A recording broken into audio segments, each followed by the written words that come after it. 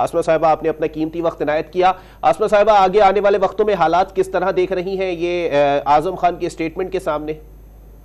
जी बहुत शुक्रिया। मेरा ख्याल है कि आजम खान साहब की जो स्टेटमेंट है, इसने इस पूरे मामले के अंदर जो साइफर कहानी थी उसको अपने एक अंजाम तक वो पहुंचाने में अब जो है वो सामने आ चुके हैं। और उनका जो स्टेटमेंट है, ये स्टेटमेंट बहुत गैर मामूली नौइयत का है, जिसमें कि उन्होंने अपना सारा जो इल्ज़ाम है वो साबिक वजीर आजम के ऊपर लगा दिया है। उनको कह दिया है कि पूरी कहानी का जो एक डायरेक्टर, प्रोड्यूसर और स्क्रिप्ट राइटर थे वो साबिक वजीर आजम थे, वो इमरान खान साहब थे।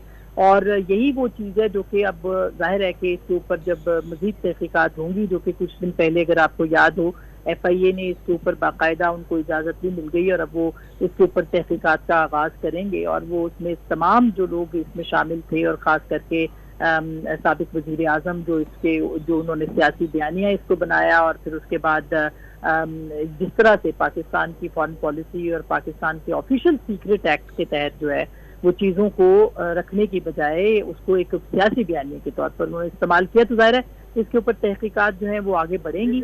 और जी शराई साहब, ये भी बताइएगा कि ये जो अमरीकी महकमा खारजा का बयान आया है कि किसी भी सियासी जमात के हवाले से उनकी कोई पोजीशन नहीं है, क्या ये PTI की तरफ भी इशारा जो है वो देखा जा सकता है?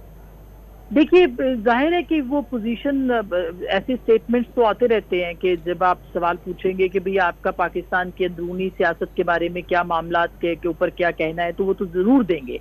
लेकिन ये हमें देखना है कि हमारी जो फॉरेन पॉलिसी है उसके अंदर हमने कहाँ कहाँ पे बारूदी सुरंगें लगाई हैं। मसलन इसी साइफर को लेकर के अगर आप सोचें और कहें तो ये उसके बाद से लेके, यानी जो साबिक हुकूमत थी उसके बाद से पाकिस्तान के जो खारजा ताल्लुकात हैं वहाँ पे कहाँ कहाँ पे जो है वो मामलात खराब हुए हैं।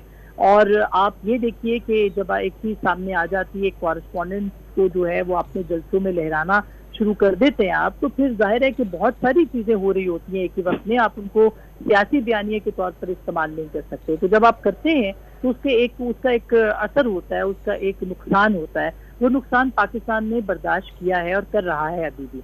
तो बहुत सारी चीज़ें जो है वो हुई हैं, बैनुल-अक़वामी सतह पर भी होती हैं, और पाकिस्तान के ऊपर तो आपको पता है हमेशा से जो बैरूनी मुदाखलतें जो हुकूमत जाती है वो ये इल्ज़ाम लगाती है कि बैरूनी मुदाखलत हुई है।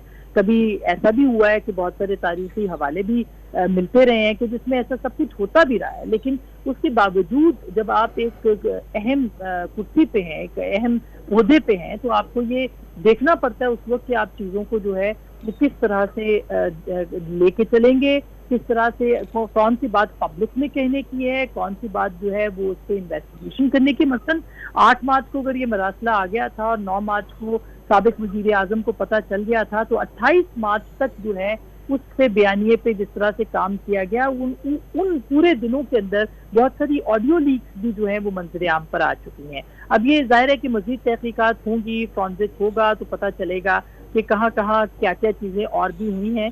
लेकिन बहरहाल ये एक कोई मामूली बात नहीं है, ये बहुत ही गैर मामूली पेशरफ्त है। और इसको अगर देखा जाए तो जाहिरी सी बात है कि ये आगे जाके साबिक वजीर आजम के लिए बहुत मुश्किलात पैदा कर सकता है।